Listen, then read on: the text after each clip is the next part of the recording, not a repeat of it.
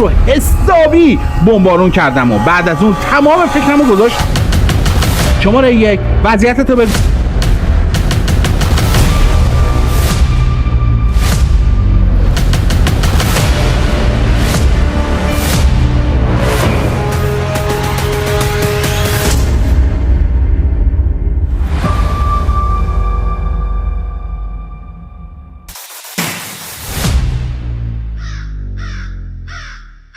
درود بر شما، اینجا زاغ مدیاست و من هم جلال هستم. امروز با یک روایت ویژه و فوق‌العاده هیجان انگیز از عقابان ایست پرواز ایران زمین پیش شما اومدم. یک روایت پر از لحظات مخاطره آمیز که مطمئنم اگر تا پایان ویدیو همراه من باشید از اون لذت میبرید و میخکوب میشید.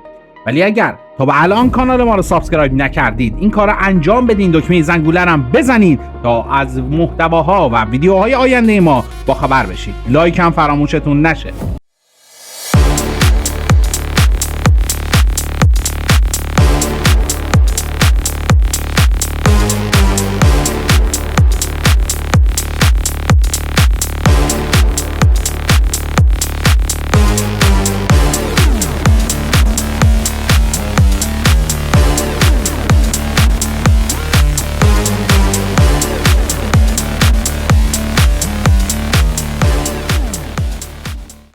طبق معمول همیشه ما این روایت رو از زبان همین قهرمان میهنمون برای شما بیان میکنیم تا بتونید لحظه به لحظه هر اتفاقی که ایشون از سر گذرونده رو توی ذهنتون تصویر سازی بکنید.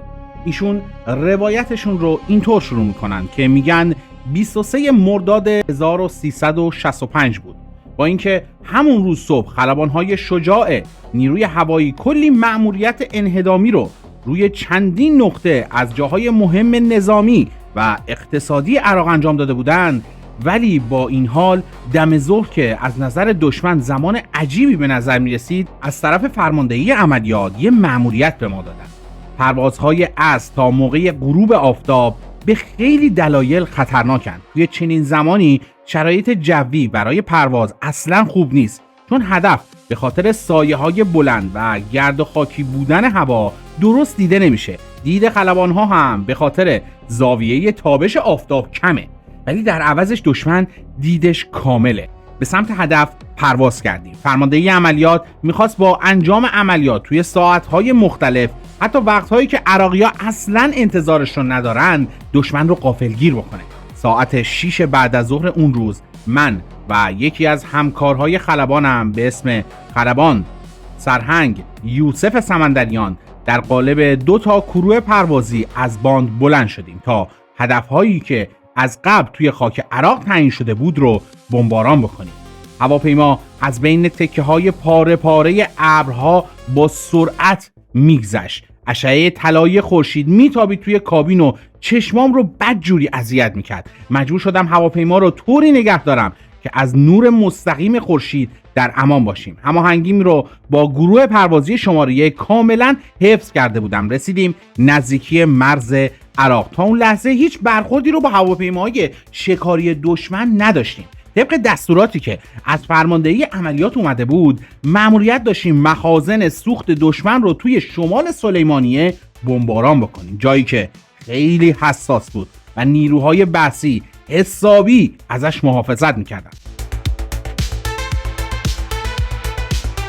به محض اینکه وارد خاک عراق شدیم، آرایش پروازی رو عوض کردیم و به سمت غرب پیچیدیم. هنوز به هدف نرسیده بودیم که افتادیم توی دید رادارهای دشمن. نیروهای عراقی با درست کردن یه سد آتیش میخواستن ما رو فراری بدن، اما این آتیشبازیاشون توی تصمیم و اراده ما اثری نداشت.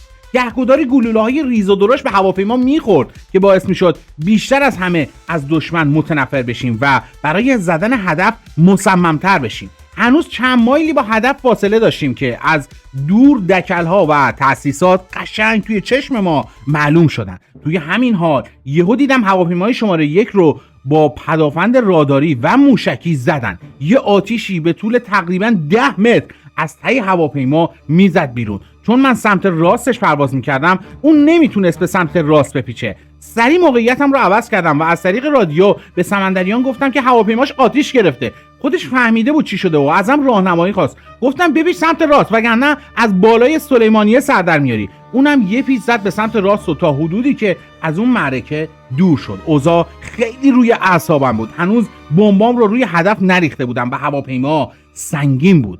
با سرعتی حدود 1000 کیلومتر بر ساعت میرفتم. دنبال یه فرصت بودم که به سمندریان یه کمکی بکنم. چی کار باید میکردم؟ فکرهای مختلفی میومد سراغم. اگه خدایی نکرده تنها برمیگشتم پایگاه، چجوری باید خبرش رو به زن و بچه‌اش میدادم؟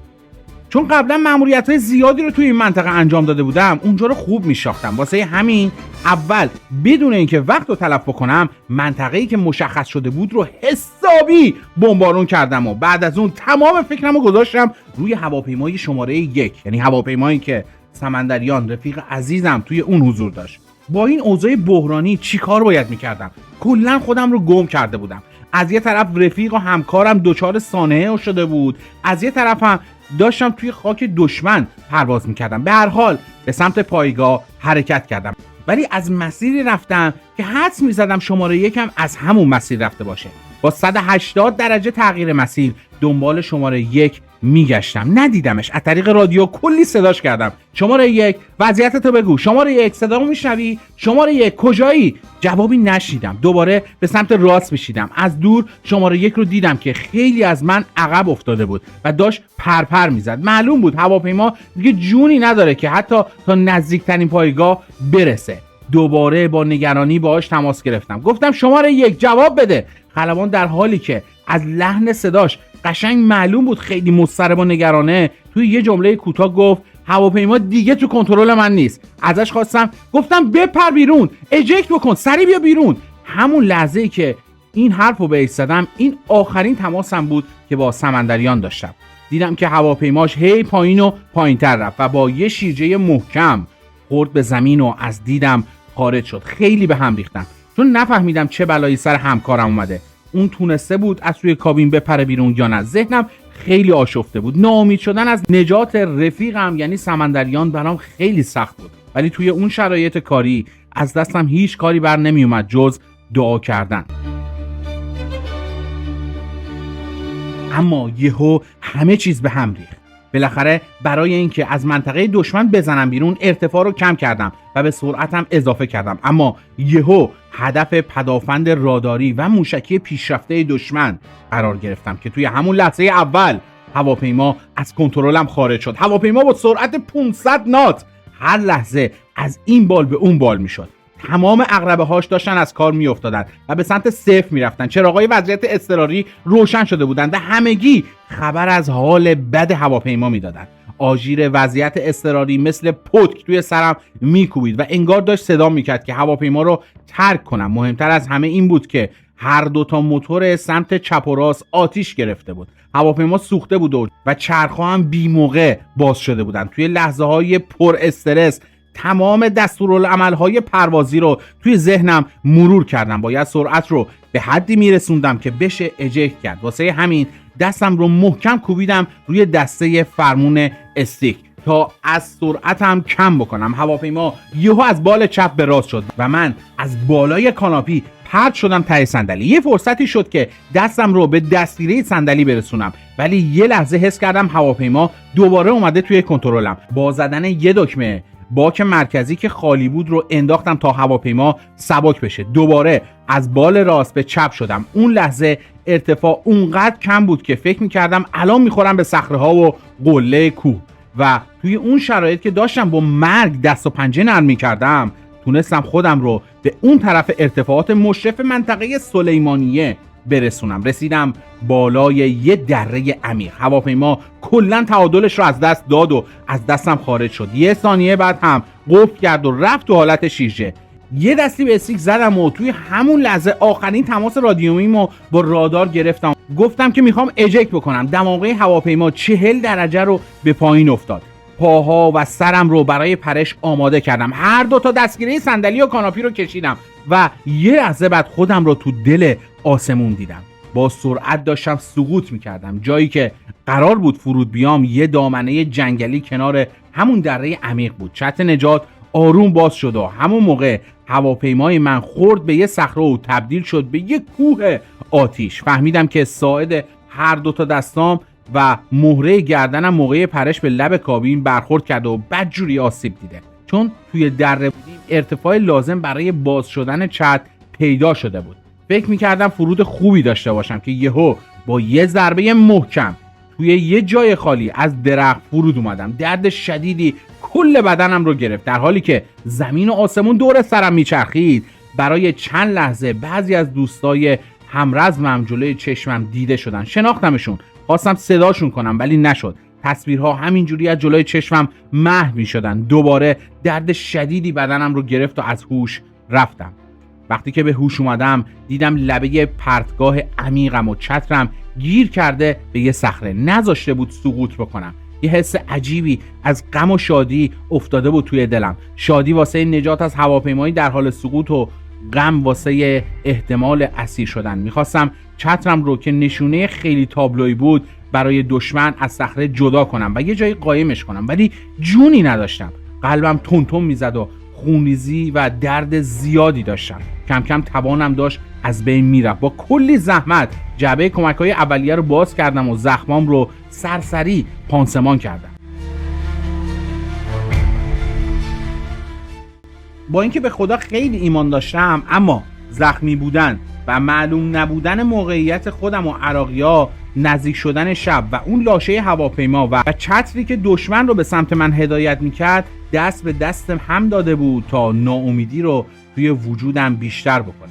منطقه رو قشنگ بررسی کردم و سعی کردم با قطب نما یه مسیری رو برای حرکت انتخاب کنم. یهو صداهایی توی دره پیچید. صدای ماشین و حرف زدن آدما بود. واسه اینکه اطلاعات کمتری به دشمن بدم یه چاله کندم و وسیله‌های اضافه و حتی نقشه و کاغذهای توی کیفم رو اونجا دفن کردم. کم کم صداها بلندتر شد. زل زدم به جاده‌ای که پایین دره بود. یه ماشین سفید رو دیدم که از فاصله تقریبا 1 کیلومتری داشت میومد سمتم. یکم بعد رسید به هم و وایساد. چند نفر ازش پیاده شدن و انگار یه شکار زخمی دیده باشن با عجله و هیجان از دامنه کوه اومدم بالا. راه فراری نبود چون نمیتونستم از کوه برم بالا. چیزی هم به غروب نمونده بود. بدون شک سرنوشتی جز اسارت نداشتم. توی همین فکرها بودم که با یه صدای ناهنجار از پشت سرم خشکم زد. تو حالتی که یه حرکت اشتباه باعث میشد پرچم تای دره برگشتم اون طرفی. یه مردی رو دیدم که کلی تجهیزات داشت و اسلحه‌اش رو گرفته بود سمت منو. با زبون کردی یه چیزایی میگفت که من اصلا نمیفهمیدم. زبونم که لای دندونام گیر کرده بود خونریزی داشت، نمیذاش حرف بزنم. واسه همین نمیتونستم جواب اون مرد که کرد بود رو و اسلحه رو سمتم گرفته بود رو بدم. اونم عصبی شد و آماده شلیک شد. وحشت کل وجودمو گرفت. با اشاره بهش فهموندم که بابا اسلحه‌ای ندارم و چاقویی رو که داشتم رو براش انداختم. با خشونت ازم پرسید ایرانیام یا عراقی. وقتی فهمید ایرانیام رفتارش یکم نرمتر شد و کمک کرد از خطر سقوط نجات پیدا کنم. بقیه کردها هم اومدن و دورم جمع شدن. یکیشون که فارسی بلد بود اسم مشخصاتمو پرسید و برای اینکه مطمئن بشه کارت شناسایی ازم خواست. وقتی مطمئن شدن که ایرانیام با هم یه مشورتی کردن و با همونی که فارسی بلد بود رو کرد به من گفت و ناراحت نباش ما تو رو میبریم پیش دوستات. تعجب کردم. من اونجا توی خاک دشمن چه دوستایی میتونستم داشته باشم؟ ازشون پرسیدم شما کی هستین؟ گفتن ما اعضای اتحادیه میهنی کردستان عراق هستیم. کردها خیلی بهم کمک کردن. با اینکه هر لحظه خطر سررسیدن عراقی‌ها وجود داشت، چتر رو ازم باز کردن و من رو از اون منطقه خطرناک بردن و به یک کلبه‌ای توی همون حوالی انتقال دادن. لباس کردی تنم کردن. حتی بعد از پانسمان زخمام 2-3 روزی هم اونجا بودم. ازم مراقبت کردن تا یه ذره حالم بهتر بشه. بعدش با یه قاطر من رو به نیروهای مردمی که توی کردستان عراق مستقر بودن تحویل دادن. توی اون مدتی که تو خاک عراق و پیش برادرای کرد بودم، هواپیماهای شناسایی عراق هر روز اون منطقه رو میگشتن. تلویزیون عراق هم مدام اطلاعیه پخش میکرد و از مردم عراق و کردها میخواست که من رو دستگیر کنن و تحویل بدن تا جایزه بگیرن. اما خوشبختانه من سالم به خاک میهن عزیزمون برگشتم. وقتی که برگشتم به ایران و دوباره مشغول به کار و زندگی شدم، چیزی که اذیتم میکرد بیخبری از یوسف سمندریان بود. من ندیده بودم بپره بیرون، ولی چون سرعت ترک کابین توسط خلبان توی اون لحظه های اول خیلی زیاده و با چشم غیر مسلح نمیشه دیدش، احتمال میدادم که زنده باشه و اسیر شده باشه. همونطور هم بود. اون از هواپیما پریده بود بیرون و اسیر عراقی‌ها شده بود و آخرش هم با عزت و سربلندی همراه با بقیه آزاده‌های قهرمان کشورمون به خاک میهن برگشت. اما حالا موقعشه که ما این قهرمان میهن رو به شما معرفی بکنیم. سرتیپ دوم خلبان، تیمسار رمضانی، متولد 20 شهریور 1331 توی محله سرسبیل تهران. اون توی سال 1352 به عنوان دانشجوی خلبانی وارد دانشکده شد.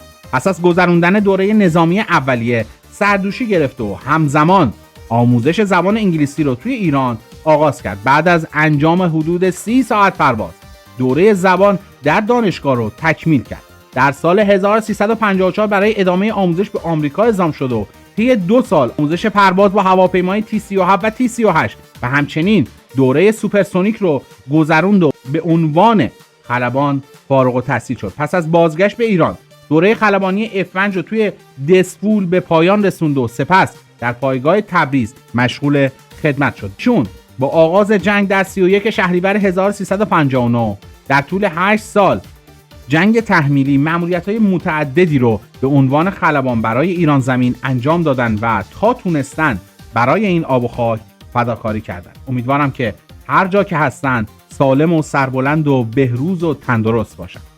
امیدوارم که از ویدیویی که امروز براتون آماده کردم لذت برده باشید. من سعی میکنم با این ویدیوها یک مقداری از فکر مشغولی شما رو کم بکنم. امیدوارم که توی این امر واقعاً موفق بوده باشم. حتما با نظراتون، حتما با لایکاتون بنده رو حمایت بکنید و به کانال خودتون یک مقداری قدرت بدین تا بیشتر این ویدیوها به مردم نشون داده بشه. اینجا کانال زاغ مدیاست و من هم مخلص شما جلال هستم.